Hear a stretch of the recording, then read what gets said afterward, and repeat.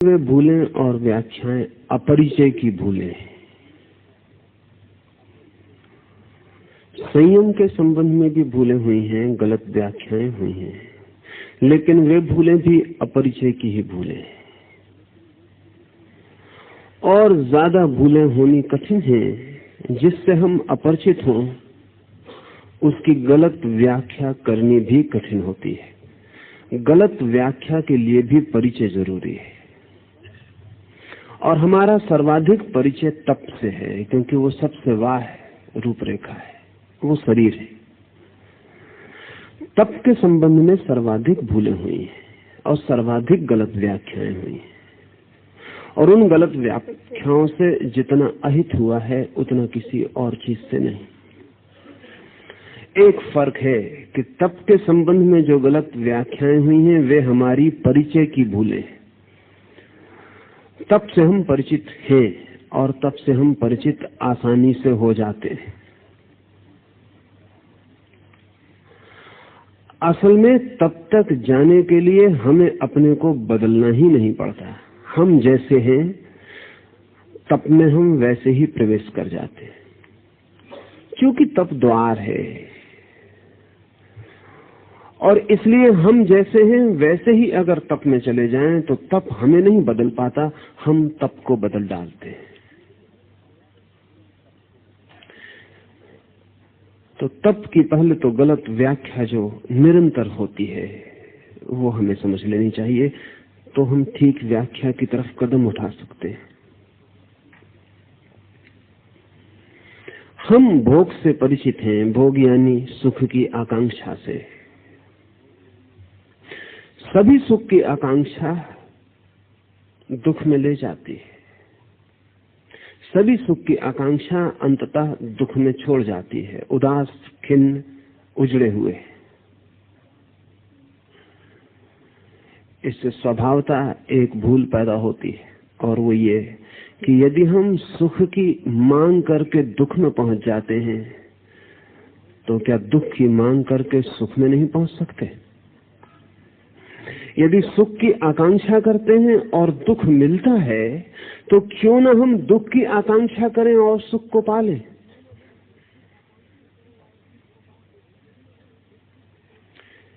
इसलिए तप की जो पहली भूल है वो भोगी चित्त से निकलती है। भोगी चित्त का अनुभव यही है कि सुख दुख में ले जाता है। विपरीत हम करें तो हम सुख में पहुंच सकते हैं।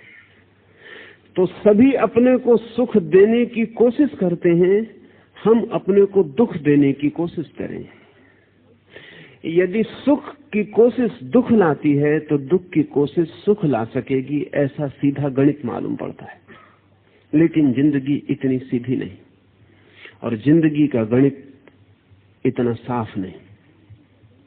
जिंदगी बहुत उलझाव है। उसके रास्ते इतने सीधे होते तो सभी कुछ हल हो जाता। सुना है मैंने कि रूस के एक बड़े मनोवैज्ञानिक पावलोव के पास, जिसने कंडीशनड रिफ्लेक्स के सिद्धांत को जन्म दिया, जिसने कहा कि अनुभव संयुक्त हो जाते हैं। एक बूढ़े आदमी को लाया गया जो कि शराब पीने की आदत से इतना परेशान हो गया है कि चिकित्सक कहते हैं कि उसके खून में शराब फैल गई है।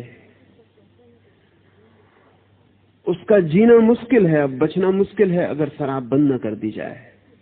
लेकिन वो कोई 30 साल से शराब पी रहा है, इतना लंबा अभ्यास है। चिकित्सक डरते हैं कि अगर तोड़ा जाए तो भी मौत हो सकती है। तो पावलोव के पास लाया गया है। पावलोव ने अपने एक निष्णात शिष्य को सौंपा और कहा कि इस व्यक्ति को शराब पिलाओ, और जब ये शराब की प्याली हाथ में ले तभी इसे बिजली का शाक दो। ऐसा निरंतर करने से शराब पीना और बिजली का धक्का और पीड़ा संयुक्त हो जाएगी। शराब पीड़ा युक्त हो जाएगी, कंडीशनड हो जाएगी। पीड़ा को कोई भी नहीं चाहता है। पीड़ा को छोड़ना शराब को छोड़ना बन जाएगा। और एक बार ये भाव मन में बैठ जाए गहरे कि शराब पीड़ा देती है, दुख लाती है तो शराब को छोड़ना कठिन नहीं होगा। 1 महीना प्रयोग जारी रखा गया। 1 महीना पावलोव की प्रयोगशाला में वो आदमी रुका था। वो दिन भर शराब पीता था। जब भी वो शराब का प्याला हाथ में लेता तभी उसकी कुर्सी उसको शॉक देती। वो सामने बैठा हुआ मनोवैज्ञानिक बटन दबाता रहता। कभी उसका हाथ छलक जाता, कभी हाथ से प्याली गिर जाती।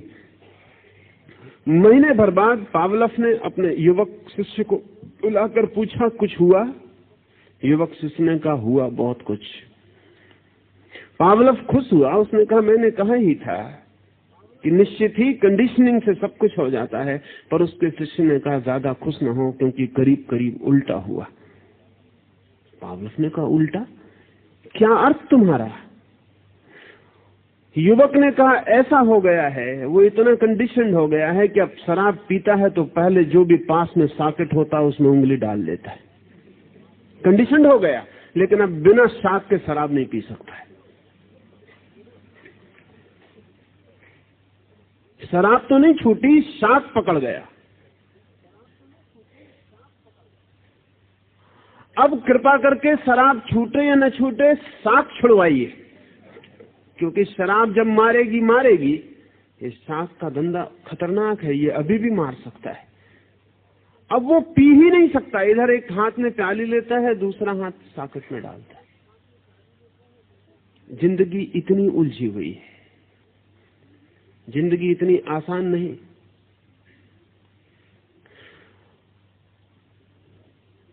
तो एक तो जिंदगी के गणित साफ नहीं है कि जैसा आप सोचते हैं वैसा हो जाएगा। दुख की आकांक्षा सुख नहीं ले आएगी। क्यों? क्योंकि अगर हम गहरे में देखें तो पहली तो बात यह है कि आपने सुख की आकांक्षा की, दुख पाया। अब आप सोचते हैं दुख की आकांक्षा करें तो सुख मिलेगा, लेकिन गहरे में देखें तो अभी भी आप सुख की ही आकांक्षा कर रहे हैं।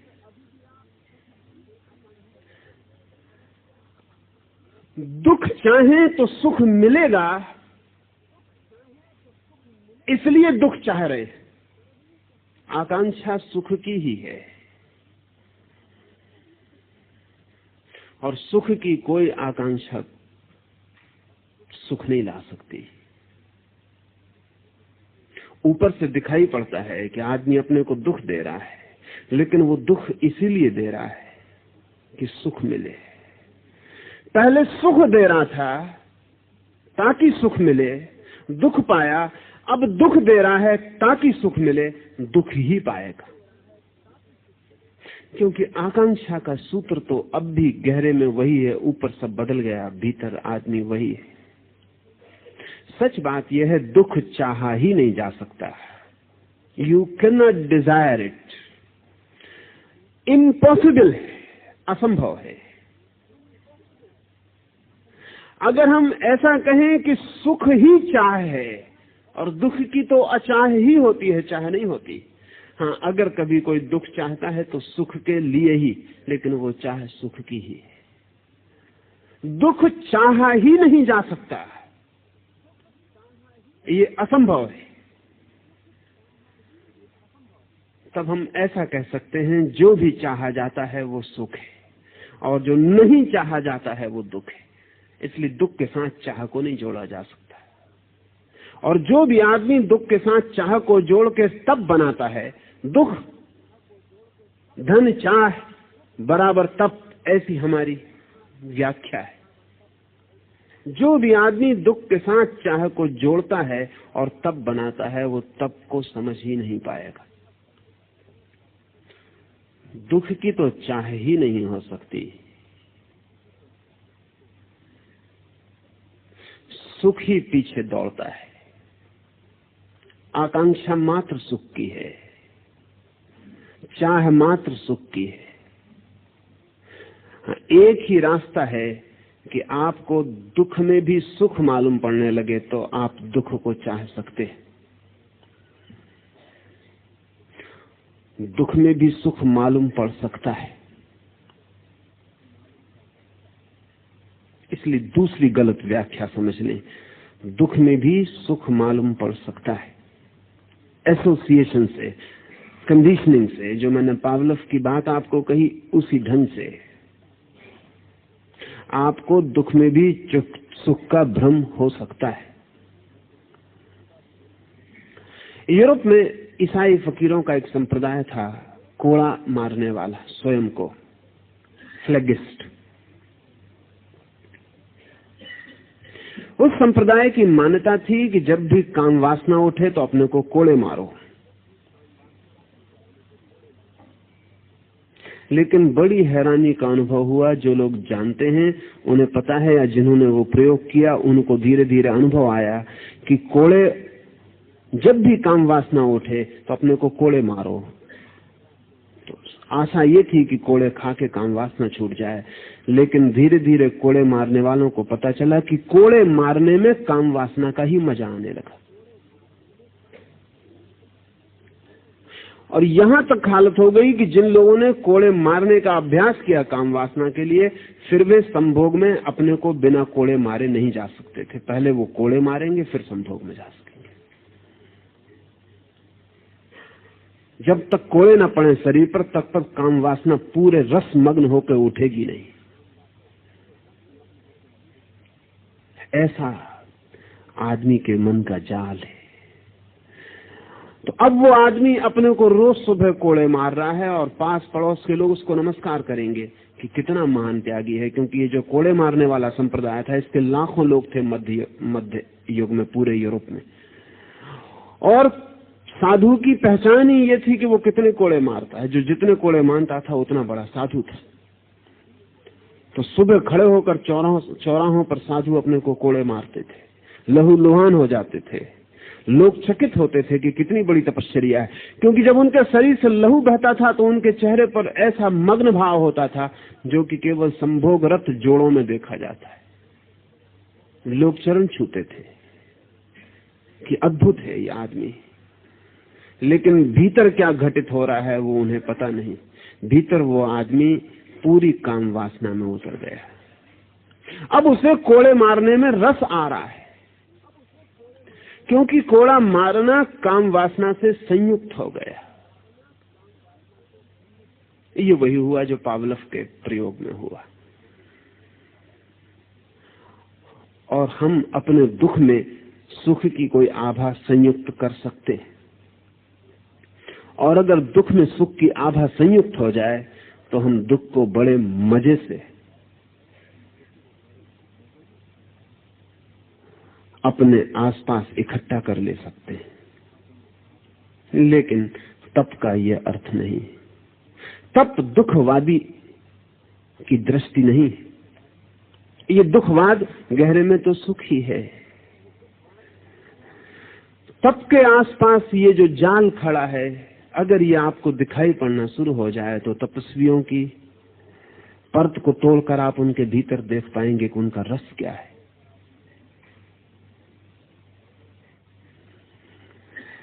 और एक बार आपको दिखाई पड़ना शुरू हो जाए तो आप समझ पाएंगे कि जब भी कुछ चाहा जाता है तो सुख चाहा जाता है। अगर कोई दुख को चाह रहा है तो किसी न किसी कोने में उसके मन में सुख और दुख संयुक्त हो गए। इसके अतिरिक्त दुख को कोई नहीं चाह सकता है। भूखे मरने में भी मजा आ सकता है, कांटे पर लेटने में भी मजा आ सकता है, धूप पर खड़े होने में भी मजा आ सकता है।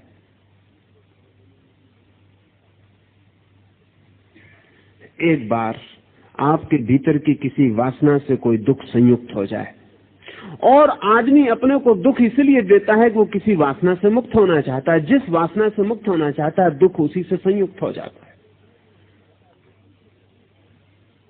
एक आदमी को अपने शरीर को सजाने में बड़ा सुख है। वो शरीर से मुक्त हो जाना चाहता है, शरीर की सजावट की इस कामना से मुक्त हो जाना चाहता है। वो नंगा खड़ा हो जाता है, या अपने शरीर पर राख लपेट लेता है, या अपने शरीर को कुरूप कर लेता है। लेकिन उसे पता नहीं कि राख लपेटना भी, ये नग्न हो जाना भी, इस शरीर को कुरूप कर लेना भी शरीर से ही संबंधित है।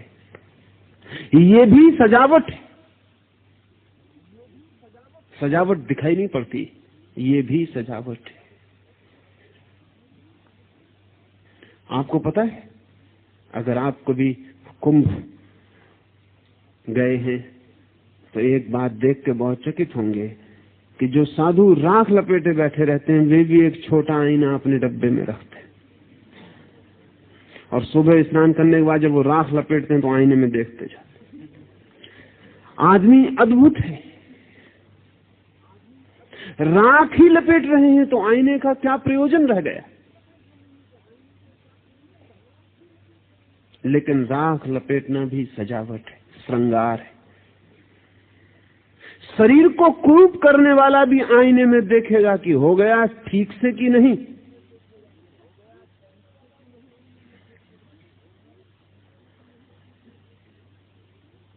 उल्टा दिखाई पड़ता है, उल्टा है नहीं।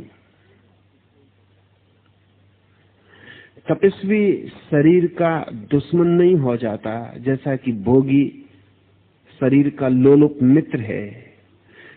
तपस्वी भोगी के विपरीत नहीं हो जाता, क्योंकि विपरीत से भी भोग संयुक्त हो जाता है। विपरीत से भी भोग संयुक्त हो जाता है। शरीर को सुंदर बनाने वाले के लिए ही आईने की जरूरत नहीं होती, शरीर को कुरूप बनाने वाले के लिए भी आईने की जरूरत पड़ जाती। शरीर को सुंदर बनाने वाला ही दूसरों की दृष्टि पर निर्भर नहीं रहता कि कोई मुझे देखे, शरीर को कुरूप बनाने वाला भी दूसरों की दृष्टि पर ही निर्भर रहता है कि कोई मुझे देखे। सुंदर वस्त्र पहन के रास्ते पर निकलने वाला ही देखने वाले की प्रतीक्षा नहीं करता, नग्न होकर निकलने वाला भी उतनी ही प्रतीक्षा करता है। विपरीत भी कहीं एक ही रोग की शाखाएं हो सकते हैं, ये समझ लेना जरूरी है।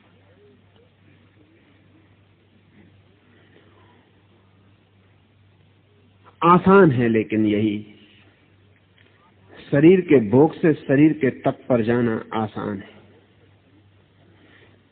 शरीर को सुख देने की आकांक्षा का शरीर को दुख देने की आकांक्षा में बदल जाना बड़ा सुगम और सरल है। एक और बात ध्यान में ले लेनी जरूरी है, जिस माध्यम से हम सुख चाहते हैं, अगर वो माध्यम हमें सुख न दे पाए तो हम उसके दुश्मन हो जाते। अगर आप कलम से लिख रहे हैं, सभी को अनुभव होगा जो लिखते पढ़ते हैं, अगर कलम ठीक न चले तो आप कलम को गाली दे के जमीन पर पटक के तोड़ भी सकते हैं। अब कलम को गाली देना एकदम नासमझी है, इससे ज्यादा नासमझी और क्या होगी। और कलम को तोड़ देने से कलम का कुछ भी नहीं टूटता, आपका ही कुछ टूटता है।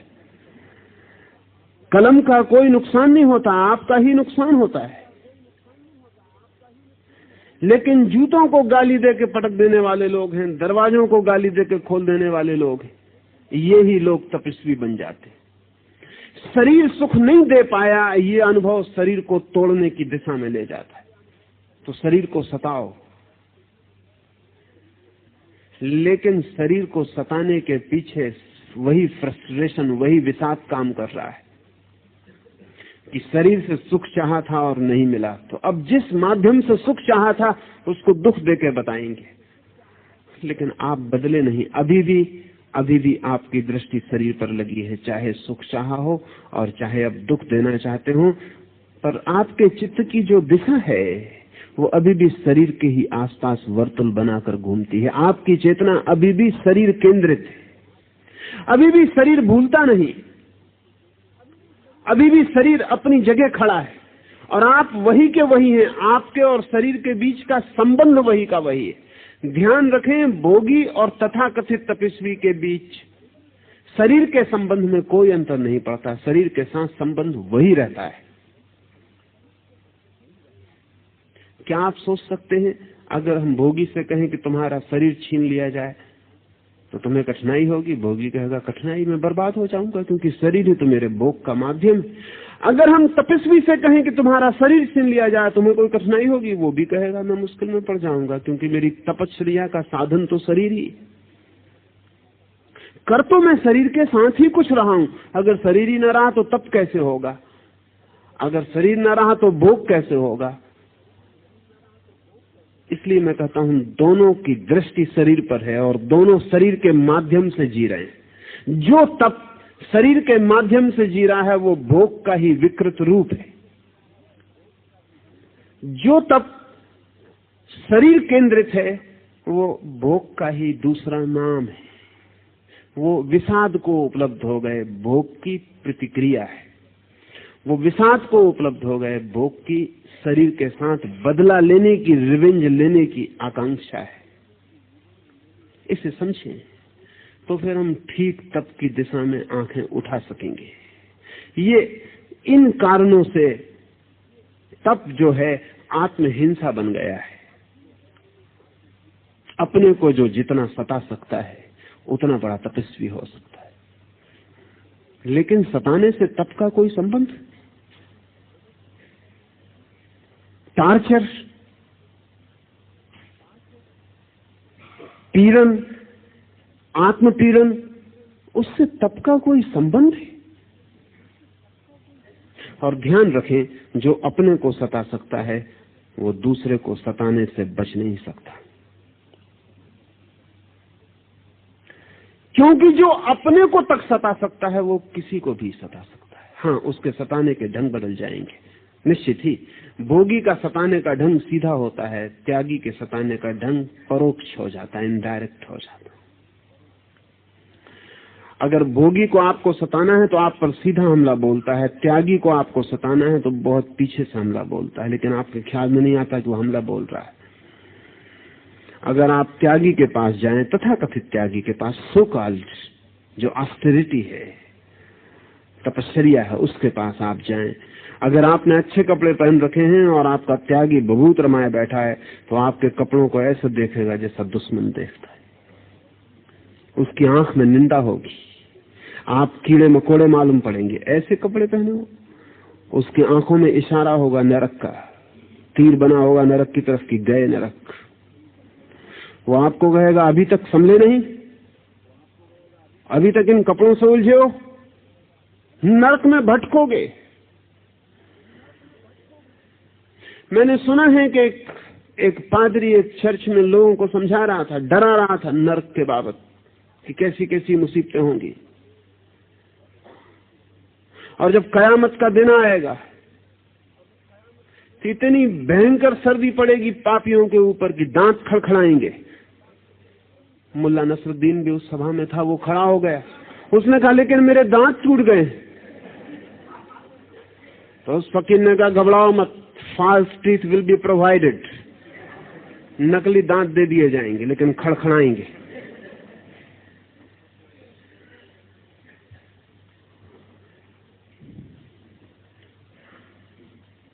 साधी तथाकथित तपस्वी आपको नरक भेजने की योजना में लगे, उनका चित्त आपके लिए नरक के सारे इंतजाम कर रहा है। सच तो यह है कि नरक में कष्ट देने का जो इंतजाम है वो तथाकथित झूठे तपस्वी की कल्पना है, फैंटेसी है। वो तथाकथित तपस्वी ये सोच ही नहीं सकता कि आपको भी सुख मिल सकता है। आप यहां काफी सुख ले रहे हैं, वो जानता है कि ये सुख है, वो यहां काफी दुख ले रहा है, कहीं तो बैलेंस करना पड़ेगा, कहीं संतुलन करना पड़ेगा। उसने यहां काफी दुख झेल लिया है,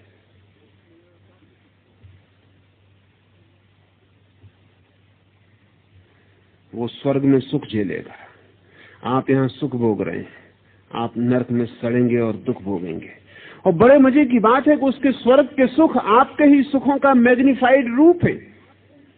आप जो सुख यहां भोग रहे हैं वही सुख और विस्तीर्ण होकर बड़े होकर वो स्वर्ग में भोगेगा, और जो दुख वो यहां भोग रहा है। अभी मजे की बात है कि तपस्वी अपने आसपास आग जला के बैठते रहे। आपको नरक में आग में सड़ाएंगे। वो जो तपस्वी अपने आसपास आग जलाएगा उससे सावधान रहना, उसके नरक में आग आपके लिए तैयार रहेगी। भयंकर आग होगी जिससे आप बच ना सकेंगे, कड़ाहों में डाले जाएंगे, चुड़ाए जाएंगे और मर भी ना सकेंगे, क्योंकि मर गए तो मजा ही खत्म हो गया। अगर मारा और मर गए तो दुख कौन झेलेगा? इसलिए नरक में मरने का उपाय नहीं। ध्यान रखना, नरक में तपस्वियों ने आत्महत्या की सुविधा नहीं दी। आप मर नहीं सकते नरक में, आप कुछ भी करें और कुछ भी करें, एक काम नरक में नहीं होता कि आप मर नहीं सकते। क्योंकि अगर आप मर सकते हैं तो दुख के बाहर हो सकते हैं, इसलिए वो सुविधा नहीं दी है।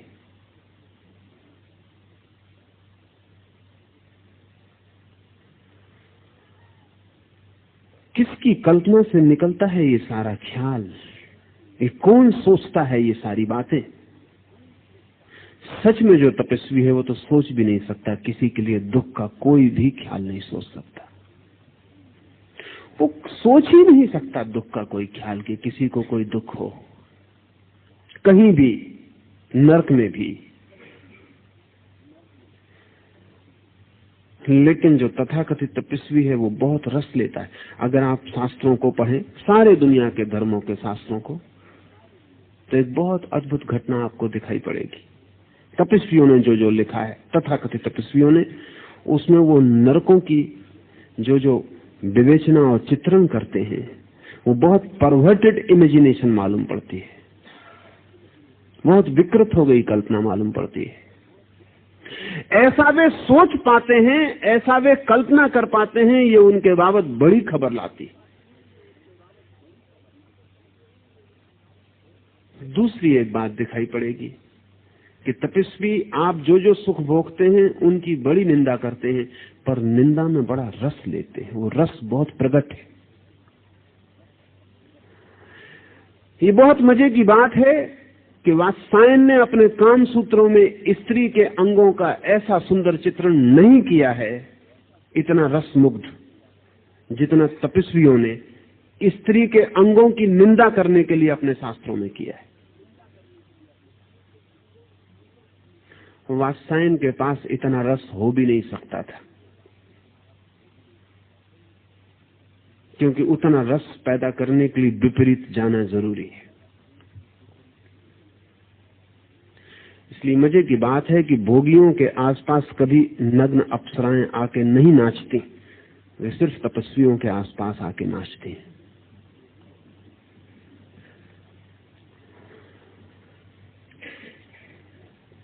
तपस्वी सोचते हैं कि उनका तप भ्रष्ट करने के लिए वे आ रहे हैं, लेकिन जिसको भी मनोविज्ञान का थोड़ा सा बोध है वो जानता है कहीं इस जगत में अप्सराओं का कोई इंसान नहीं है तपस्वियों को भ्रष्ट करने के लिए।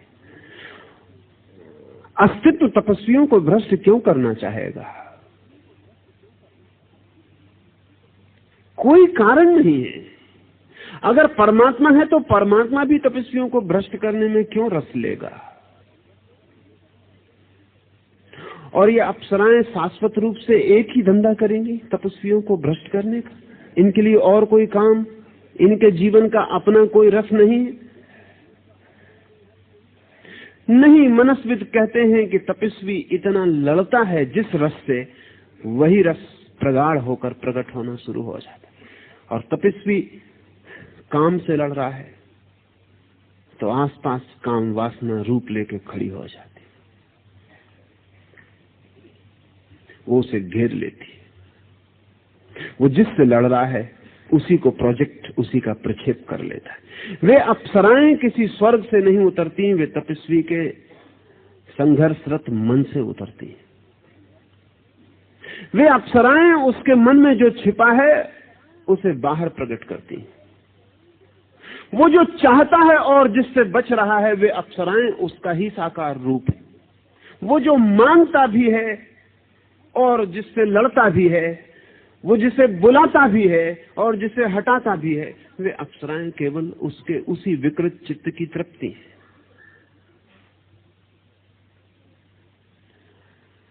वे उसे भ्रष्ट करने कहीं और से नहीं आती, उसके ही दमित चित्त से पैदा होती। तप विकृत हो तो दमन होता है,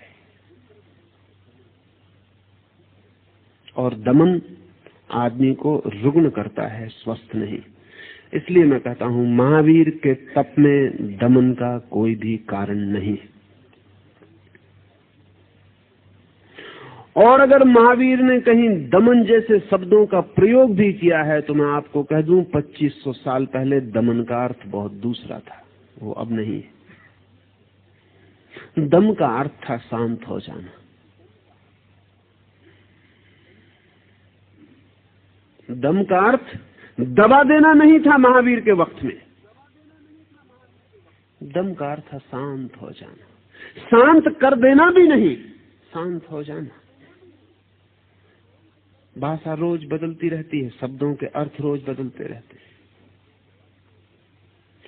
इसलिए अगर कहीं महावीर की वाणी में दमन शब्द मिल भी जाए तो आप ध्यान रखना, उसका अर्थ सप्रेशन नहीं, उसका अर्थ दबाना नहीं, उसका अर्थ शांत हो जाना है।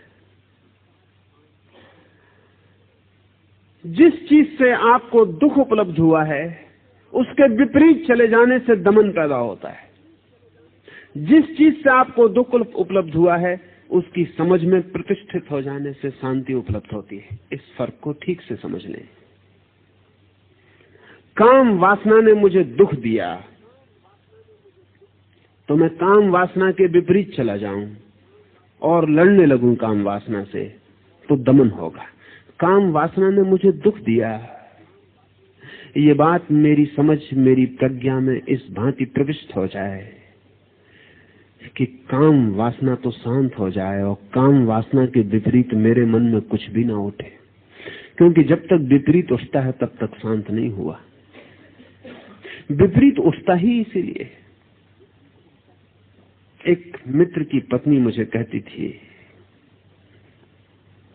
कि मेरा पति से कोई भी प्रेम नहीं रह गया, लेकिन कलह जारी है। मैंने कहा अगर प्रेम बिल्कुल न रह गया हो तो कलह जारी नहीं रह सकती। कलह के लिए भी प्रेम चाहिए, थोड़ा बहुत होगा। मैंने उससे कहा कि थोड़ा बहुत जरूर होगा, और कलह अगर बहुत चल रही है तो बहुत ज्यादा होगा। उसने कहा आप कैसी उल्टी बात करते हैं, मैं डाइवोर्स के लिए सोचती हूँ कि तलाक दे दूं। मैंने कहा हम तलाक उसी को देने के लिए सोचते हैं जिससे हमारा कुछ बंधन होता। जिससे बंधन ही नहीं होता उसको तलाक भी क्या देंगे, बात ही खत्म हो जाती। तलाक हो जाता है। ये 2 वर्ष पहले की बात है। फिर अभी एक दिन मैंने उससे पूछा कि क्या खबर। उसने कहा आप शायद ठीक कहते थे, अब तो कलह भी नहीं होती। आप शायद ठीक कहते थे, उस वक्त मेरी समझ में नहीं आया। अब तो कलह भी नहीं होती। तलाक के बाबत क्या ख्याल है? उसने कहा क्या लेना क्या देना, बात ही शांत हो गई है। दोनों के बीच संबंध ही नहीं रह गया है। संबंध हो तो तोड़ा जा सकता है, संबंध ही ना रह जाए तो क्या तोड़िएगा। अगर आप किसी वासना से लड़ रहे हैं तो आपका उस वासना में रस अभी कायम है। जिंदगी ऐसी उलझी हुई है।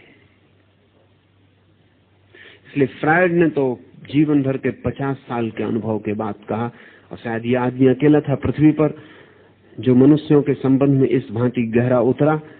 इस आदमी ने कहा कि जहां तक प्रेम है वहां तक कलह जारी रहेगी। अगर कलह से मुक्त होना है तो प्रेम से मुक्त होना पड़ेगा। अगर पति पत्नी में प्रेम है तो प्रेम का तो हमें पता नहीं चलता, क्योंकि प्रेम उनका एकांत में प्रकट होता होगा, लेकिन कलह का हमें पता चलता है, क्योंकि कलह तो प्रकट में भी प्रकट हो जाती। अब कलह के लिए एकांत तो नहीं खोजा जा सकता। कलह ऐसी चीज भी नहीं है तो उसके लिए कोई एकांत का कष्ट उठाए। पर फ्रायड कहता है अगर प्रगट में कलह जारी है तो हम मान सकते हैं अब प्रगट में प्रेम जारी होगा। दिन में जो पति पत्नी लड़े हैं रात वे प्रेम में पड़ेंगे। पूर्ति करनी पड़ती है, बैलेंस करना पड़ता है, संतुलन करना पड़ता है। जिस दिन लड़ाई होती है उस दिन घर में कोई भेंट भी लाई जाती है। अगर पति लड़के बाजार गया है तो लौट के कुछ पत्नी के लिए लेके आएगा। अगर पति घर की तरफ फूल लिए आता हो तो ये मत समझ लेना कि पत्नी का जन्मदिन है। समझना कि आज सुबह उपद्रव ज्यादा हुआ है। ये बैलेंसिंग है, वो उसको संतुलन करेगा। इसलिए फ्रायड तो कहता है कि मैं काम वासना को एक कलह मानता हूं। इसलिए फ्रायड सेक्स और वार को जोड़ता है। वो कहता है युद्ध और काम एक ही चीज के रूप है, और जब तक मन में काम वासना है तब तक युद्ध की वृत्ति समाप्त नहीं हो सकती। ये इंसाइट गहरी है, ये अंतर्दृष्टि गहरी। और इस अंतर्दृष्टि को अगर हम समझें तो महावीर को समझना बहुत आसान हो जाए। महावीर कहते हैं कि अगर जो बुरा है, तथाकथित बुरा मालूम पड़ता है, उससे छूटना है, जो तथाकथित भला है उससे भी छूट जाना पड़ेगा।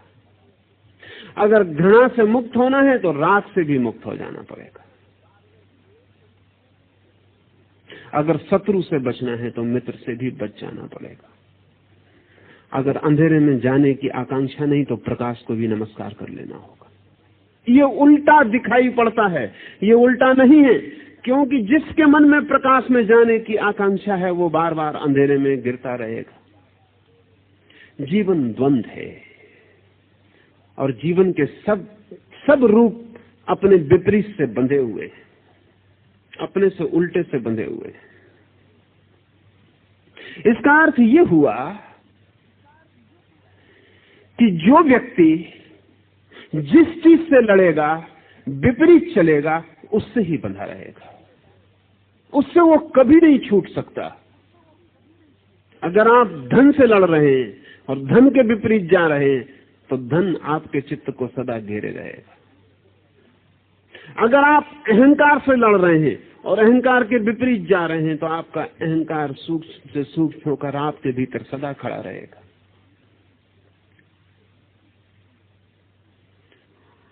लड़ना थोड़ा संभल कर, क्योंकि जिससे हम लड़ते हैं उससे हम बंध जाते हैं। तब इन्हीं भूलों में पड़ के रुग्ण हो गया। और जिन्हें हम तपस्वी की भांति जानते हैं उनमें से 99% मानसिक चिकित्सा के लिए उम्मीदवार है।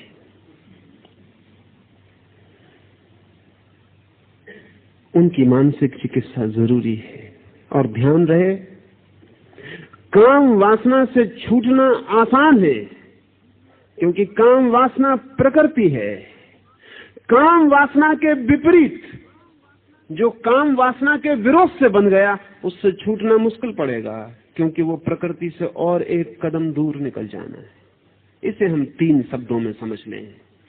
एक को मैं कहता हूं प्रकृति, जिसे हमने कुछ नहीं किया, जो हमें मिली है, द गिवन, जो हमें मिली है वो प्रकृति। अगर हम कुछ गलत करें तो जो हम कर लेंगे उसका नाम है विकृति, और अगर हम कुछ करें और ठीक करें तो जो होगा उसका नाम है संस्कृति। प्रकृति पर हम खड़े होते हैं, जरा सी भूल हो विकृति में चले जाते हैं। संस्कृति में जाना बड़ा कठिन है, क्योंकि संस्कृति में जाने के लिए विकृति से बचना पड़ेगा और प्रकृति के ऊपर उठना पड़ेगा। 2 बातें, विकृति से बचना पड़ेगा और प्रकृति के ऊपर उठना पड़ेगा। अगर किसी ने सिर्फ प्रकृति से लड़ने की कोशिश की तो विकृति में गिर जाएगा, और विकृति संस्कृति से और एक कदम दूर है। प्रकृति उतनी दूर नहीं, प्रकृति मध्य में खड़ी है। विकृति और आप हट गए, प्रकृति से भी दूर हट गए। इसलिए तो पशुओं में ऐसी विकृतियां नहीं दिखाई पड़ती जैसी मनुष्यों में दिखाई पड़ती हैं, क्योंकि पशु प्रकृति से नहीं लड़ते, इसलिए विकृति नहीं दिखाई पड़ती। अब हम कल्पना भी नहीं कर सकते। अभी न्यूयॉर्क के एक चौराहे पर और वाशिंगटन में और जगहों पर होमोसेक्सुअल्स ने जुलूस निकाले और उन्होंने कहा है कि यह हमारा जन्म सिद्ध अधिकार है। और इस वर्ष, पिछले वर्ष कम से कम 100 होमोसेक्सुअल्स ने विवाह किए, जो कि कल्पना के बाहर मालूम पड़ता है। एक पुरुष के साथ विवाह कर रहा है, या एक स्त्री के साथ विवाह कर रही है। समलिंगी विवाह, 100 विवाह की घटनाएं दर्ज हुई हैं अमेरिका में इस वर्ष। और इन लोगों ने कहा है कि हम घोषणा करते हैं कि हमारा जन्म सिद्ध अधिकार है कि हम जिसको प्रेम करना चाहते हैं करें, कोई सरकार हमें रोके क्यों। एक पुरुष को प्रेम करना चाहता है, उससे विवाह करना चाहता है, उनके काम संबंध का अधिकार मांगता है।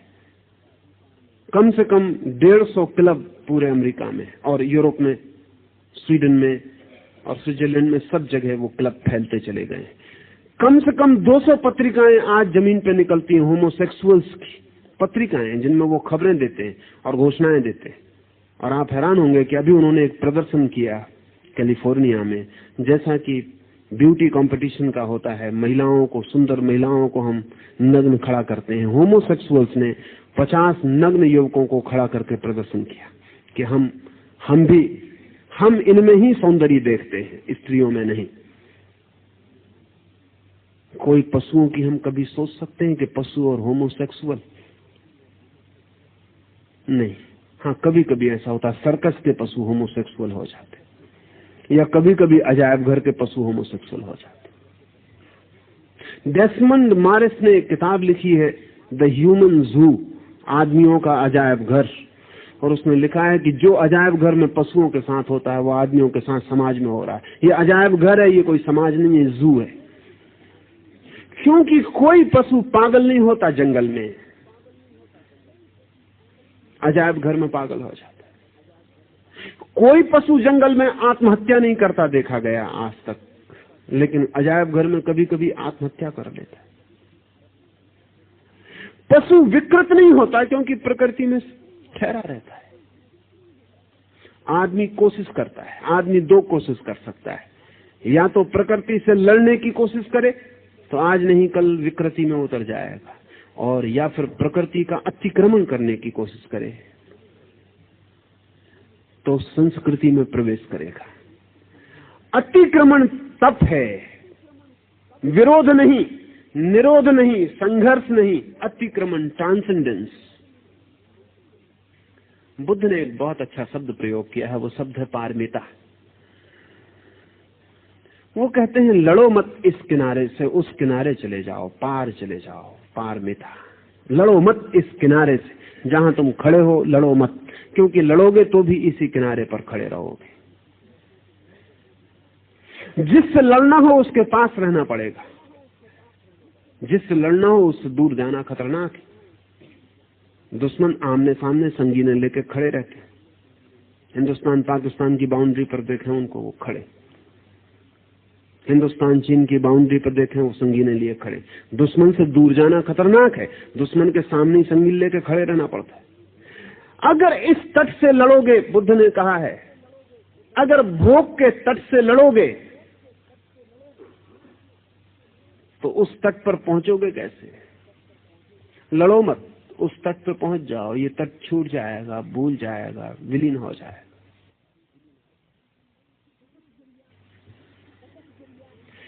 तपश्चर्या अतिक्रमण है, ट्रांसेंडेंस है, द्वंद्व नहीं, संघर्ष नहीं।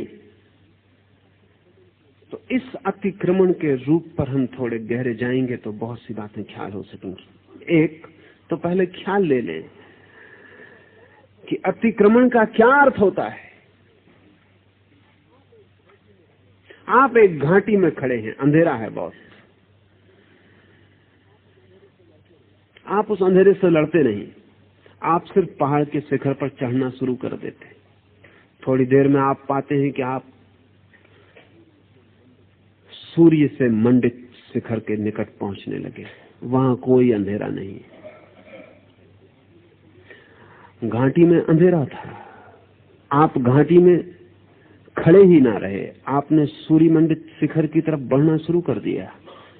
आपने धूप से नहाए हुए शिखर की तरफ बढ़ना शुरू कर दिया, आप प्रकाश में पहुंच गए। अतिक्रमण हुआ, संघर्ष जरा भी नहीं। जहां आप हैं वहां 2 चीजें हैं, आप भी हैं और आपके आसपास घिरा हुआ घाटी का अंधेरा भी है। 2 है वहां, आप भी हैं, घाटी का अंधेरा भी है। अगर घाटी के अंधेरे से आप लड़ते हैं तो आपको घाटी में ही रहना पड़ेगा। अगर आप घाटी के अंधेरे से लड़ते नहीं, अपने भीतर जो आप है उसे ऊपर उठाते हैं, ऊर्ध्वगमन पर चलते हैं, तो घाटी के अंधेरे पर ध्यान देने की ही जरूरत नहीं है। जहां हम खड़े हैं वहां चारों तरफ वृत्तियां हैं भोग की, वो भी हैं, आप भी हैं। गलत त्यागी का ध्यान वृत्तियों पे होता है कि इस वृत्ति को मैं कैसे मिटाऊं। सही त्यागी का ध्यान स्वयं पर होता है कि इस वृत्ति के मैं ऊपर कैसे उठ जाऊं। इस फर्क को ठीक से समझ लें क्योंकि इन दोनों की यात्रा अलग होगी, दोनों का नियम अलग होगा, दोनों की साधना अलग होगी, दोनों की दिशा अलग होगी, दोनों का ध्यान अलग होगा। वृत्ति से जो लड़ रहा है उसका ध्यान वृत्ति पर होगा, स्वयं को जो ऊंचा उठा रहा है उसका ध्यान स्वयं पर होगा, जो वृत्तियों से लड़ रहा है उसका ध्यान बहिर्मुखी होगा, जो स्वयं को ऊर्ध्वगमन की तरफ ले जा रहा है उसका ध्यान अंतर्मुखी होगा। और एक मजे की बात है कि ध्यान भोजन है। जिस चीज पर आप ध्यान देते हैं उसको आप शक्ति देते हैं, जिस चीज को आप ध्यान देते हैं उसको आप शक्ति देते हैं। मैं पावलिता की बात कर रहा था, चेक विचारक और वैज्ञानिक की। छोटे छोटे यंत्र हैं उसके पास। वो कहता है 5 मिनट आंख गड़ा के ध्यान से इस यंत्र को देखते रहो और वो यंत्र आपकी शक्ति को संग्रहित कर लेता है। अमेरिका में एक बहुत अद्भुत आदमी था जिसे 2 साल की सजा अमेरिका की सरकार ने दी। ऐसा लगता है कि आदमी की बुद्धि बढ़ती नहीं, वो 2000 साल हो तो भी वही करता है, 2000 साल बाद वही करता है। एक आदमी था विल्हेम रेक। इस सदी में जिन लोगों के पास अंतर्दृष्टि रही उनमें से एक आदमी, उसको 2 साल सजा भोगनी पड़ी और आखिर में अमेरिकी सरकार ने उसे पागलखाना, उसको पागल करार दे के कानून ने उसको पागलखाने भेज दिया। उस पर मुकदमा चला एक बहुत अजीब बात पर, जिस पर अब उसके मर जाने के बाद वैज्ञानिक कह रहे हैं कि शायद वो ठीक था। उसने एक अद्भुत बॉक्स, एक पेटी बनाई थी जिसको वो आर्गन बॉक्स कहता था। वो कहता था इसके भीतर कोई व्यक्ति लेट जाए और काम वासना का विचार करता रहे तो उसकी काम वासना की शक्ति इस डब्बे में संग्रहित हो जाती। लेकिन अब इसका कोई वैज्ञानिक प्रमाण क्या हो कि उसमें संग्रहित हो जाती। वो कहता था प्रमाण एक ही है कि आप किसी को भी इसके भीतर लिटा दें जिसको बिल्कुल पता नहीं है, वो 1 मिनट के बाद काम वासना का विचार करना शुरू कर देता। किसी को भी लिटा दें। वो कहता था यही प्रमाण है। इसको तो वो हजारों लोगों का प्रमाण देता था, लेकिन इसको वैज्ञानिक कहते थे हम इसको कोई प्रमाण नहीं मानते। वो आदमी ब्रह्म हो सकता है, उस आदमी की आदत हो सकती है। इस डब्बे के भीतर वो कहता था जो विचार आप करेंगे, जहां आपका ध्यान जाएगा वहीं शक्ति संग्रहित हो जाती है। वो अनेक ऐसे लोगों को जिनको मानसिक रूप से ख्याल पैदा हो गया है कि वो क्लीव है, इम्पोर्टेंट है, इन बॉक्सों में लिटा के ठीक कर देता था, क्योंकि वो कहता था इनमें आर्गन एनर्जी इकट्ठी है। ये जो पावलिता है वो आपकी कोई भी शक्ति को आपके ध्यान से इकट्ठा कर लेता है। आपको ख्याल में न होगा, जब आपकी तरफ लोग ध्यान देते हैं तो आप स्वस्थ अनुभव करते हैं, जब आपकी तरफ लोग ध्यान नहीं देते तो आप अस्वस्थ अनुभव करते हैं। इसलिए एक बड़ी अद्भुत घटना घटती है कि जब आप चाहते हैं कि लोग ध्यान दें आप बीमार पड़ जाते हैं। बच्चे तो इस ट्रिक को बहुत जल्दी समझ जाते हैं। आपकी 100 में से 90 बीमारियां ध्यान की आकांक्षाओं से पैदा होती हैं, क्योंकि बिना बीमार पड़े घर में आपको कोई ध्यान नहीं देता। पत्नी बीमार पड़ जाती है तो पति उसके सिर पर हाथ रख के बैठता है, बीमार नहीं पड़ती तो उसकी तरफ देखता भी नहीं। पत्नी इस रहस्य को जानबूझ के नहीं, अचेतन में समझ जाती है कि जब उसे ध्यान चाहिए तब उसे बीमार होना पड़ेगा। इसलिए कोई स्त्री उतनी बीमार नहीं होती जितनी दिखाई पड़ती, या जितना वो दिखावा करती। या जब उसका पति कमरे में होता तो जितना वो कूलती, कराहती और आवाजें करती, वो आवाजें उतनी नहीं है जितना कि पति कमरे में नहीं होता तब वो करती, तब नहीं भी करती। इस पर थोड़ा ध्यान देने जैसा। कारण क्या होगा? बच्चे बहुत जल्दी सीख जाते कि जब वो बीमार होते हैं तो सारे घर की अटेंशन उनके ऊपर हो जाती। एक दफा ये बात समझ में आ गई कि अटेंशन आकर्षित करने के लिए बीमार होना रसपूर्ण है, जिंदगी भर के लिए बीमारी आधार बना लेती। मनोवैज्ञानिक सलाह देते हैं, लेकिन बुद्धिमानी की सलाह बड़ी उल्टी मालूम पड़ती है। वो कहते हैं जब कोई बीमार हो तब जानबूझ के भी उस पर कम से कम ध्यान देना, अन्यथा उसे बीमार होने के लिए तुम कारण बनोगे। जब कोई बीमार हो तब तो ध्यान देना ही मत, सेवा कर देना लेकिन ध्यान मत देना। बड़े तटस्थ भाव से बीमारी को कोई रस देना खतरनाक है। तो जिंदगी में वो आदमी कम बीमार पड़ेगा, ज्यादा स्वस्थ रहेगा। उसके लिए ध्यान और बीमारी जुड़ेंगी नहीं, लेकिन ध्यान से शक्ति मिलती है। इसलिए तो इतना सारी दुनिया में ध्यान पाने की कोशिश चलती है। एक नेता को क्या रस आता होगा? जूते खाए, गालियां खाए, उपद्रव सहे, रस क्या आता होगा? लेकिन जब वो भीड़ में खड़ा होता है तो सब आंखें उसकी तरफ फिर जाती। पावलिता कहता है कि वो सबकी शक्ति से भोजन पाता है। कोई आश्चर्य नहीं कि नेहरू कुछ दिन और जिंदा रह जाते अगर चीन का हमला ना होता। अचानक भोजन कम हो गया, ध्यान बिखर गया। कोई राजनीतिक नेता पद पर रहते हुए मुश्किल से मरता है, इसलिए कोई राजनीतिक नेता पद नहीं छोड़ना चाहता, नहीं तो मरना और पद छोड़ना करीब आ जाते। मुश्किल से मरता है कोई राजनीतिक नेता पद पर, मरना ही पड़े आखिर में, बात अलग है। अपनी पूरी कोशिश भी वो ये करता है कि जीते जी पद न छूट जाए, क्योंकि पद छूटते ही उम्र कम हो जाती, लोग रिटायर होकर जल्दी मर जाते। अब जो आदमी पुलिस का ऑफिसर था वो आदमी रिटायर हो गया, उसकी 10 साल कम से कम उम्र कम हो जाती। अभी इस पर तो बहुत काम चलता है और बहुत देर ना लगेगी कि लोग रिटायर होने से इनकार करने लगेंगे, जैसे उनको पता चल जाएगा कि गड़बड़ क्या हो रही है। रिटायर जब तक आदमी नहीं होता तब तक स्वस्थ मालूम पड़ता है, रिटायर होते ही बीमार पड़ जाता है। जो ध्यान का भोजन उसे मिल रहा था, दफ्तर में जाता था, लोग खड़े हो जाते थे, सड़क पर निकलता था, लोग नमस्कार करते थे, बच्चे भी डरते थे क्योंकि बाप का कब्जा था पैसे पर, बैंक बैलेंस बाप के नाम था, पत्नी भी भयभीत होती थी। फिर सब रिटायर हो गया, हाथ से सब धीरे धीरे सूत्र छूट गए। अब वो बैठा रहता है कोने में, लोग ऐसे निकल जाते हैं जैसे वो है ही नहीं। तो वो खांसता खकारता है, आवाज देता है कि मैं भी यहां हूं। वो हर चीज में अड़ंगेबाजी करता है। बूढ़ों की आदत अड़ंगेबाजी की और किसी कारण से नहीं, हर चीज में अड़ंगेबाजी करता है। कोई ऐसी बात नहीं जिसमें वो अड़ंगा ना डाले, क्योंकि अड़ंगा डाल के वो बता सकता है कि मैं हूं और थोड़ा ध्यान आकर्षित कर सकता। ये बहुत दीन अवस्था है, ये बहुत दयनीय अवस्था है, ये बहुत रुग्ण है, दुखद है, लेकिन है। वो घर में कोई ऐसी चीज न चलने देगा जिसमें वो सलाह न दे, हालांकि कोई उसकी सलाह नहीं मानता, ये वो जानता है। इसे वो दिन भर कहता है कि कोई मेरी मैं नहीं मानता, लेकिन फिर दिन भर देता क्यों? वो दिन भर कहता है कोई मेरी सुनता नहीं।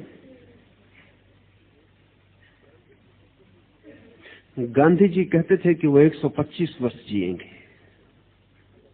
और जी सकते थे। अगर भारत आजाद न होता तो वो 125 वर्ष जी सकते थे। भारत का आजाद होना उनके मरने का हिस्सा बन गया, क्योंकि आजादी के बाद ही जो उनकी सुनते थे उन्होंने सुनना बंद कर दिया, क्योंकि वो खुद ही ताकतवर हो गए, वो खुद ही पदों पर पहुंच गए। तो गांधी ने कहा कि मैं खोटा सिक्का हो गया हूं, मेरी अब कोई सुनता नहीं। लेकिन गांधी को भी पता नहीं होगा कि गांधी जब भी ये कहते थे कि मेरी कोई सुनता नहीं, मैं खोटा सिक्का हो गया हूं, मैं बोलता रहता हूं, कोई मेरी फिक्र नहीं करता, कोई मेरी सलाह नहीं मानता, हालांकि वो सलाह दिए जाते थे। मरने के पहले उन्होंने कहना शुरू कर दिया था कि अब मेरी 125 वर्ष जीने की कोई आकांक्षा नहीं है, परमात्मा मुझे जल्दी उठा ले। क्यों? क्योंकि खोटे सिक्के हो गए, क्योंकि कोई सुनता नहीं, क्योंकि कोई ध्यान नहीं देता। जो ध्यान देते थे वो भी इसलिए ध्यान देते थे कि बिना गांधी पे ध्यान दिए उन पे कोई ध्यान नहीं देता था। अब वो खुद ही ध्यान पाने के अधिकारी हो गए थे, सीधा लोग उनको ध्यान दे रहे थे। अब वो गांधी पे काहे के लिए ध्यान दें? कोने में पड़ गए थे। कोई नहीं कह सकता कि गोंडसे की गोली को सामने देखकर उनके मन में धन्यवाद ना उठाओ। कोई नहीं कह सकता कि उन्होंने सोचा हो कि आ गया भगवान का संदेशवाहक, झंझट मिटी, विदा होते।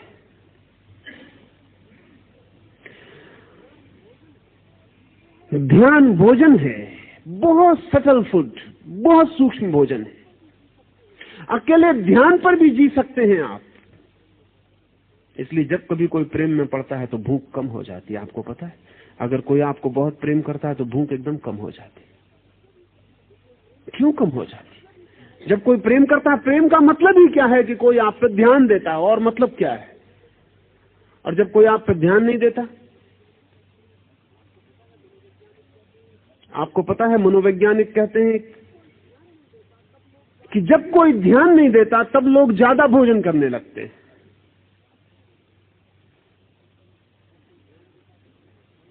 जब कोई ध्यान देता तो कम भोजन करते हैं, क्योंकि ध्यान भी कहीं गहरे में भोजन का काम करता है, बहुत सूक्ष्म तल पर काम करता है। जिस चीज को हम ध्यान देते हैं उसको शक्ति देते हैं, ये मैं कह रहा हूं। और अब इसको कहने के वैज्ञानिक आधार हैं, अब इसको नापने के भी उपाय। मैं पीछे आपसे निकोलिएव और कामेनिएव का नाम लिया। ये दोनों व्यक्ति टेलीपैथिक कम्युनिकेशन में इस समय पृथ्वी पर सबसे ज्यादा निष्णात लोग हैं। निकोलिएव विचार भेजता है, ब्रॉडकास्ट करता है, और हजारों मील दूर कामेनिएव उस विचार को पकड़ता है। वैज्ञानिकों ने यंत्र लगा के बड़े चकित हो गए कि जब निकोलिएव विचार भेजता है तो उसकी शक्ति क्षीण होती।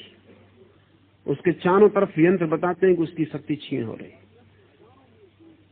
और जब हजारों मील दूर कामेनिएव विचार को ग्रहण करता है तब उसकी शक्ति यंत्र बताते हैं कि बढ़ गई। आश्चर्यजनक, हजारों मील दूर। लेकिन जब निकोलिएव विचार भेजता है कामेनिएव को, तो उससे पूछा गया वो करता क्या है।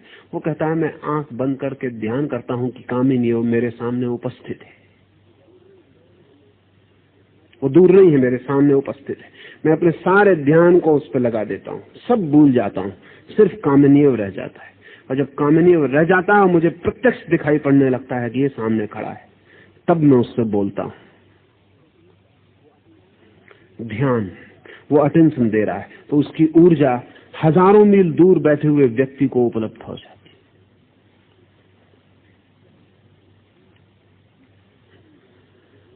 जिस चीज पर हम ध्यान देते हैं वहां शक्ति संग्रहित होती है, और जहां से हम ध्यान देते हैं वहां से शक्ति हटती है और विसर्जित होती है। जिस वृत्ति पर आप ध्यान देते हैं उस पर शक्ति संग्रहित हो जाती है। जब आप काम वासना का विचार करते हैं तो आपके काम वासना का जो केंद्र है वो शक्ति को इकट्ठा करने लगता है।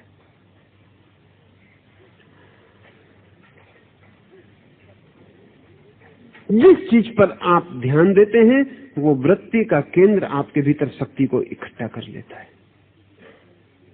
आप ही शक्ति देते हैं ध्यान देकर, फिर वो केंद्र शक्ति से भर जाता है तो उस शक्ति से मुक्त होना चाहता है, क्योंकि बोझिल हो जाता है। ये जाल है आदमी के भीतर। लेकिन काम वासना पर ध्यान दो तरह से दिया जा सकता है। एक कि आप काम वासना में रस लें तो भी ध्यान दिया जा सकता है। तो प्रकृतस्थ नेचुरल काम वासना आप में घनीभूत होगी, नैसर्गिक काम वासना आप में शक्तिशाली हो जाएगी। एक विकृत ध्यान दिया जा सकता है। एक आदमी काम वासना पर ध्यान देता है कि मुझे काम वासना से लड़ना है, मुझे काम वासना को भीतर प्रवेश नहीं होने देना है, वो भी ध्यान दे रहा है। उसका भी काम का सेंटर, सेक्स सेंटर शक्ति को इकट्ठा कर लेता है। अब बड़ी मुश्किल होती है, क्योंकि जो नैसर्गिक काम वासना को ध्यान देता है वो तो नैसर्गिक रूप से शक्ति उसकी विसर्जित हो जाएगी। लेकिन जो विसर्जित नहीं करना चाहता और ध्यान देता है, इसका क्या होगा? इसकी शक्ति विकृत रूप लेना शुरू करेगी, ये विसर्जित हो नहीं सकती। ये शरीर के दूसरे अंगों में प्रवेश करेगी और उनको विकृत करने लगेगी। ये चित्त के दूसरे स्नायुओं में प्रवेश करेगी और उनको विकृत करने लगेगी। ये आदमी भीतर से उलझता जाएगा और जाल में फंसता जाएगा अपनी ही दी गई शक्ति से।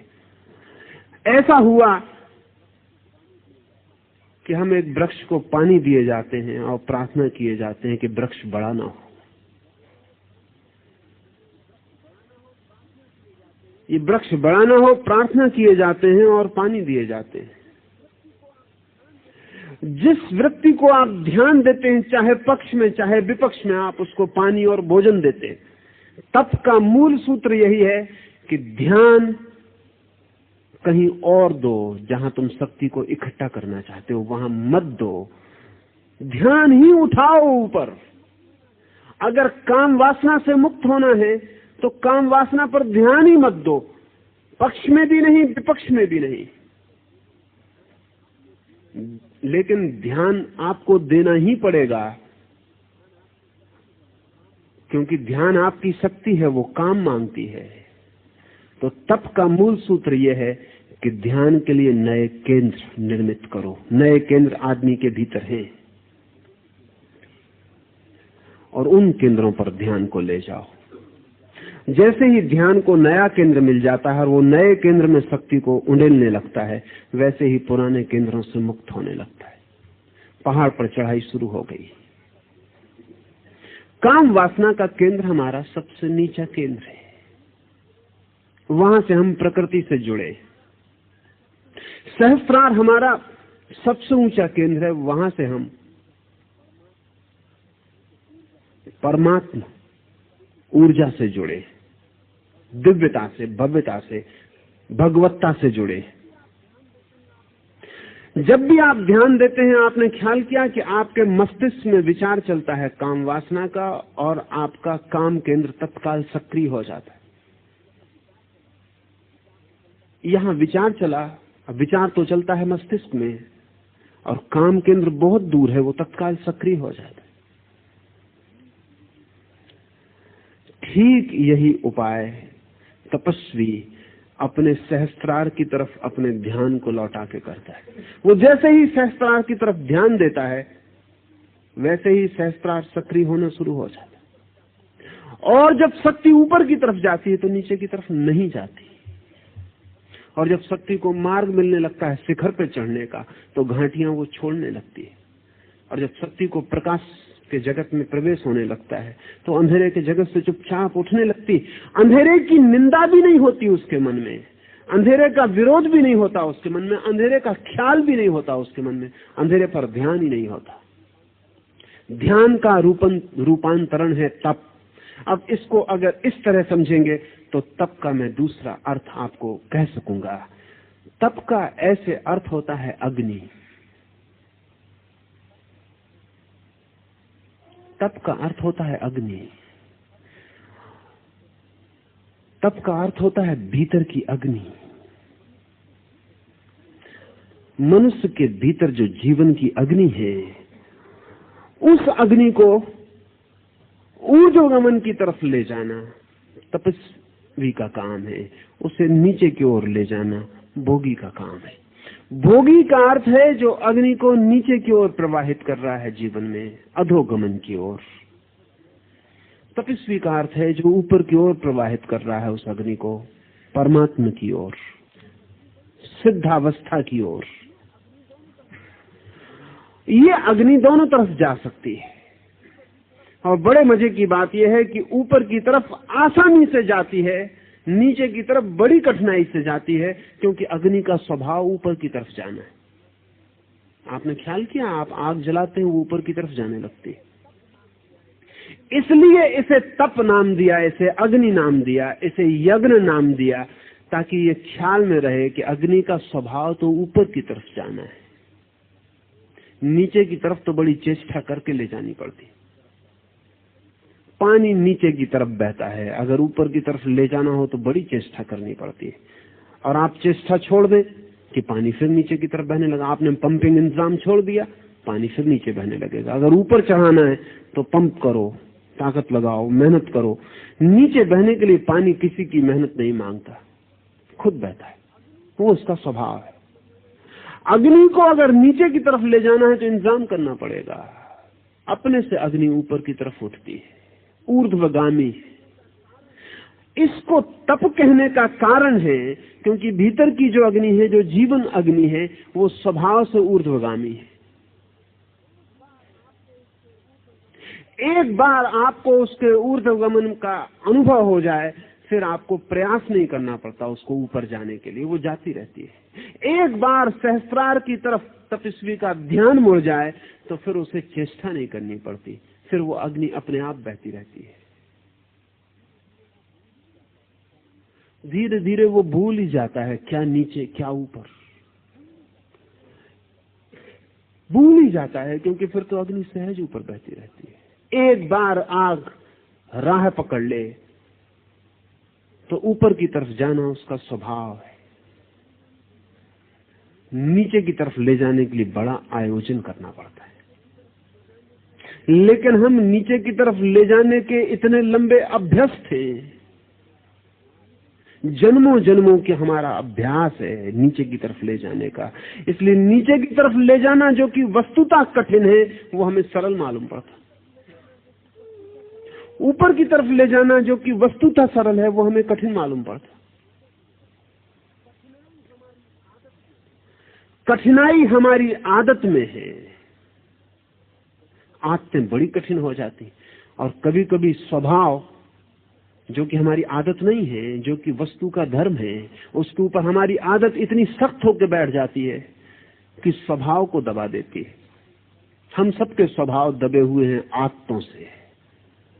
जिसको महावीर कर्म का क्रम कहते हैं वो हमारी आदतों का क्रम है। हमने आदतें बना रखी हैं, वो हमें दबाए हुए।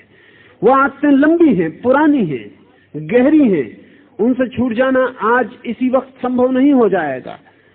तो हम उनसे लड़ना शुरू करते हैं और उल्टी आदत बनाते हैं, लेकिन आदत फिर भी आदत ही होती है। गलत तपस्वी सिर्फ आदत बनाता है तप की, ठीक तपस्वी स्वभाव को खोजता है, आदत नहीं बनाता। हैबिट और नेचर का फर्क समझ लें। हम सब आदतें बनवाते हैं। हम बच्चे को कहते हैं क्रोध न करो, क्रोध की आदत बुरी है, न क्रोध करने की आदत बनाओ। वो न क्रोध करने की आदत तो बना लेता है, लेकिन इससे क्रोध नष्ट नहीं होता, क्रोध भीतर चलने लगता है।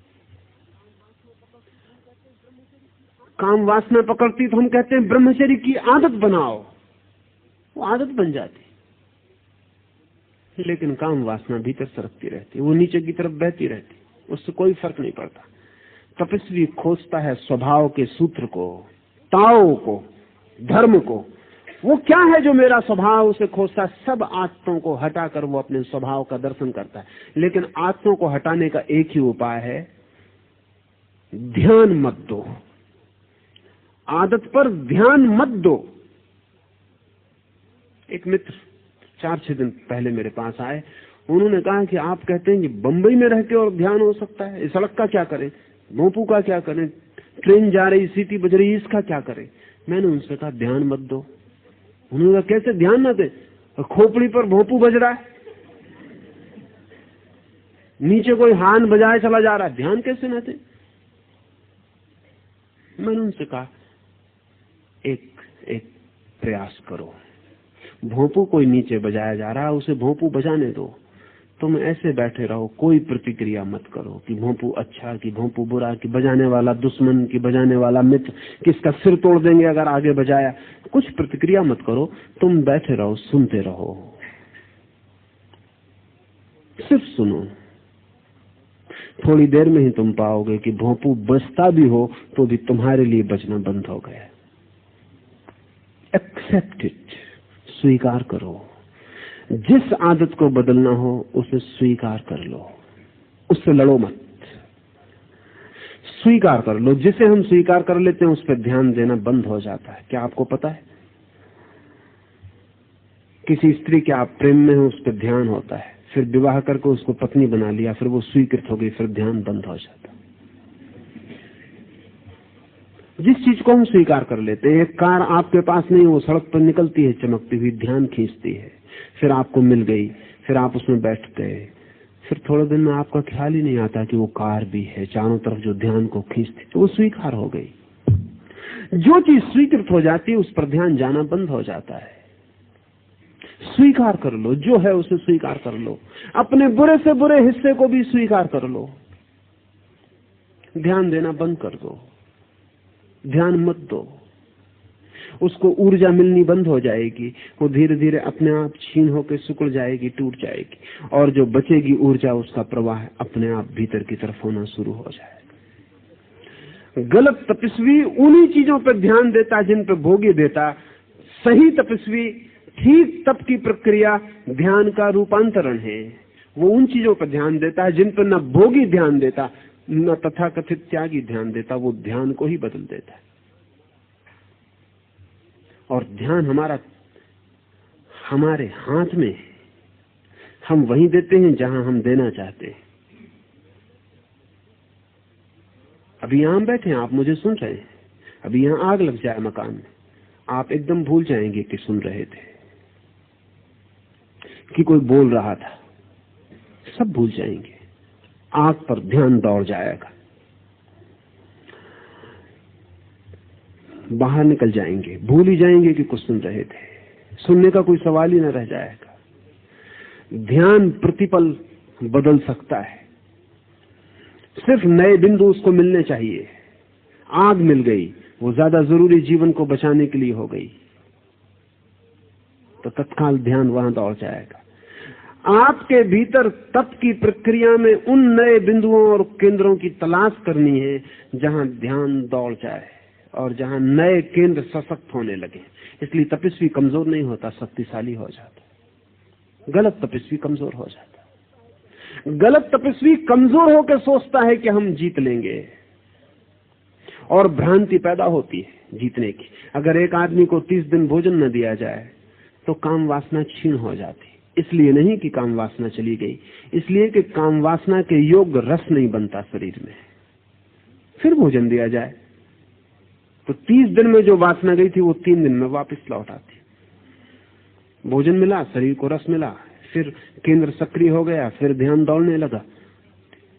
इसलिए फिर जिसने भूखा रहते ही काम वासना पर तथाकथित विजय पाई, वो बेचारा फिर भूखा ही जीवन भर रहने की कोशिश में लगा रहता है, क्योंकि वो डरता है।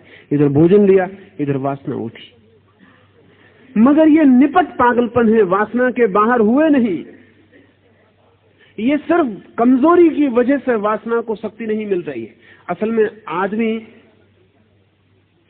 जितनी शक्ति पैदा करता है उसमें कुछ तो जरूरी होती है जो उसके रोज के काम में समाप्त हो जाती। एक खास मात्रा की कैलोरी उसके रोज के काम में, उठने में, बैठने में, नहाने में, खाने में, पचाने में, दुकान में आने में जाने में व्यय हो जाती, सोने में व्यय हो जाती।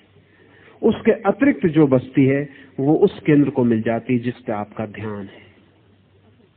द सुपरफ्लुअस, जो अतिरिक्त है। अगर समझ लें कि 1000 कैलोरी मान ले कि आपके रोजमर्रा के काम में खर्च होती है, और आपके भोजन और आपकी व्यवस्था से आपको 2000 कैलोरी शक्ति शरीर में पैदा होती है, तो आपका ध्यान जिस केंद्र पर होगा 1000 कैलोरी जो शेष बची है उस केंद्र पर दौड़ जाएगी। उसको कोई रास्ता नहीं, ध्यान ही रास्ता है। ध्यान ही एरो है जिससे वो जाएगी। उसको और कुछ पता नहीं कहां जाना है। आपका ध्यान उसको खबर देता है कि यहां जाना है, वो वहां चली जाती है। अब अगर आपको झूठे तप में उतरना है तो आप भोजन इतना कर दें कि 1000 कैलोरी से ज्यादा आपके भीतर पैदा ना हो। फिर आपको ब्रह्मचर्य सधा हुआ मालूम पड़ेगा, क्योंकि आपके पास अतिरिक्त शक्ति बचती नहीं जो कि सेक्स के केंद्र को मिल जाए। 1000 शक्ति पैदा होती है, 1000 आप खर्च कर लेते। इसलिए तपस्वी खाना कम कर देता है, पैदल चलने लगता है, श्रम ज्यादा करने लगता है और खाना कम करता चला जाता है। ये दोहरी प्रक्रियाएं करता है ताकि शरीर में शक्ति कम हो और शक्ति व्यय ज्यादा हो। वो मिनिमम पर जीने लगता है। न होगी अतिरिक्त शक्ति, न वासना बनेगी, मगर इससे वो वासना से मुक्त नहीं होता। वासना अपनी जगह खड़ी, वासना का केंद्र प्रतीक्षा करेगा, अनंत जन्मों तक प्रतीक्षा करेगा। कहेगा कि जिस दिन शक्ति ज्यादा हो मैं तैयार हूं। ये सिर्फ भय में जीना है। इस जीने से कहीं कुछ उपलब्ध नहीं होता। इससे प्रकृति तो चूक जाती है, संस्कृति नहीं मिलती, सिर्फ विकृति मिलती है और एक भयभीत चेतना रह जाती है पीछे। नहीं, ये नहीं है मार्ग। ठीक पॉजिटिव ऑस्टेरिटी का, ठीक विधायक तप का मार्ग है। शक्ति पैदा करो, ध्यान रूपांतरित करो, ध्यान नए केंद्रों पर ले जाओ ताकि शक्ति वहां जाए। इसे हम धीरे धीरे जब और गहरे उतरेंगे ध्यान के परिवर्तन के लिए, तो ये प्रक्रिया ख्याल में आ सकेगी। लेकिन सबसे पहले तो ये ख्याल में ले लेना चाहिए कि मेरी अतिरिक्त शक्ति किस केंद्र से व्यय हो रही है। उसके विपरीत जो केंद्र है, उस केंद्र पर ध्यान को लगाना पड़ेगा।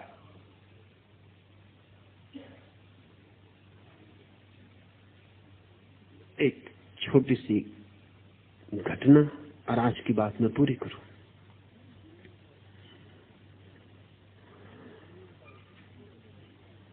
धर्म गुरुओं का एक सम्मेलन हुआ है। बड़े धर्म गुरु उस देश के एक नगर में इकट्ठे हुए। 4 बड़े धर्म हैं उस देश में। चारों के 4 बड़े धर्म गुरु एक निजी वार्ता में लीन है। सब सम्मेलन निपटने के करीब हो गया। वो बैठ के बातें कर रहे हैं। ऊंची बातें हो चुकी, नकली बातें हो चुकी, अब वो बैठ के असली गपशप कर रहे हैं। 75 साल का बूढ़ा धर्मगुरु कहता है कि हो गई वे बातें, सुन गए लोग, लेकिन तुम्हारे सामने क्यों मैं छिपाऊं, और मैं आशा करता हूं तुम भी ना छिपाओगे। अच्छा होगा कि हम बताएं कि असली जिंदगी हमारी क्या है। मैं तो एक ही चीज से परेशान रहा हूं, वो धन, और दिन रात धन के विपरीत बोलता हूं, तो धन पे मेरी बड़ी पकड़ है। एक पैसा भी मेरा खो जाए तो रात भर मुझे नींद नहीं आती, या एक पैसा मिलने की आशा बंध जाए तो भी रात भर एक्साइटमेंट रहता और नींद नहीं आती। बड़ी धन ही मेरी कमजोरी, बड़ी मुश्किल है, इसके पार में नहीं हो पा रहा। क्या आप में से कोई पार हो गया है तो बताए। दूसरे ने कहा पार तो हम भी नहीं हुए, हमारी अपनी अपनी मुसीबतें हैं। एक ने कहा मेरी मुसीबत तो ये अहंकार है, इसके लिए ही जीता हूं, इसी के लिए उठता हूं, इसी के लिए बैठता हूं, इसी के लिए अहंकार के खिलाफ भी बोलता हूं, पर है यही, इससे मैं बाहर नहीं हो पाता। तीसरे ने कहा मेरी कमजोरी तो ये काम वासना है, ये स्त्रियां मेरी कमजोरी है। दिन रात समझाता हूं, प्रवचन करता हूं, ब्रह्मचर्य का व्याख्यान करता हूं चर्च में, लेकिन मैं उस दिन बोलने में मजा ही नहीं आता जिस दिन स्त्रियां नहीं आती। खुद ही मजा नहीं आता बोलने। जिस दिन स्त्रियां आती उस दिन मेरा जोश देखने लायक रहता। उस दिन जब मैं बोलता हूं तो बात ही और होती, लेकिन अब मैं जानता हूं भली भांति कि वो भी काम वासना ही मेरी, उसके मैं बाहर नहीं हो पाता। चौथा आदमी मुल्ला नसरुद्दीन था। वो उठ के खड़ा हो गया, उसने कहा कि क्षमा करें मैं जाता हूं। उन्होंने कहा लेकिन तुमने अपनी कमजोरी ना बताई। उसने कहा मेरी सिर्फ एक कमजोरी है, वो है निंदा। अब मैं नहीं रुक सकता एक भी क्षण, पूरा गांव मेरा राह देख रहा होगा, जो मैंने यहां सुना है वो मुझे कहना होगा। क्षमा करें मेरी एक ही कमजोरी है, अफवाह, और अब मेरा रुकना मुश्किल है। की कोशिश की, तू ठहर भाई, तेरी ये कमजोरी थी तो तूने पहले क्यों ना कहा, इतनी देर चुप क्यों रहा।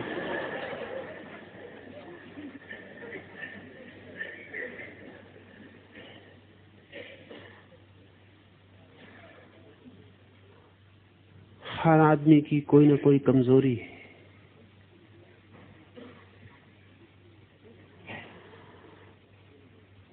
उस कमजोरी को ठीक से पहचान ले, उसी में आपकी ऊर्जा व्यय होती है।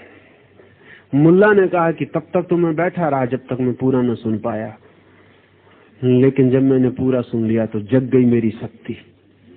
अब इस रात सोना मेरे बस में नहीं। अब जब तक एक एक शक्ति जग गई मेरी, वो जो कमजोरी है हमारी, वही हमारी शक्ति का निष्कासन है, वहीं से हमारी शक्ति व्यय होती। मुल्ला तब तक बिल्कुल सुस्त बैठा था, जैसे कोई प्राण ही ना हो। अचानक ज्योति आ गई, प्राण आ गए, चमक आ गई। मुल्ला ने कहा कि गजब हो गया, कभी सोचा भी ना था कि इस कॉन्फ्रेंस में और ऐसा आनंद आने वाला है। हमारी कमजोरी हमारी शक्ति के व्यय का बिंदु है। भोग हो या भोग के विपरीत त्याग हो, बिंदु वही बना रहता है, ध्यान वहीं केंद्रित रहता है, शक्ति वहीं से विसर्जित होती है। एवापोरेट होती, तो बदलने की प्रक्रिया है। इस प्रक्रिया पर कल मैं बात करूंगा, शायद लंबी इस पर बात करनी पड़े, क्योंकि महावीर ने फिर तप के 12 हिस्से किए और एक एक हिस्सा वैज्ञानिक प्रक्रिया है। तो कल वैज्ञानिक प्रक्रिया को हम समझ लें, फिर महावीर के एक एक तप के हिस्से को हम बात करेंगे। अभी जाएंगे नहीं, हालांकि मन की कमजोरी कह रही होगी कि भागो, तो थोड़ा रुकेंगे। तो कीर्तन सन्यासी करते हैं, उतना धैर्य और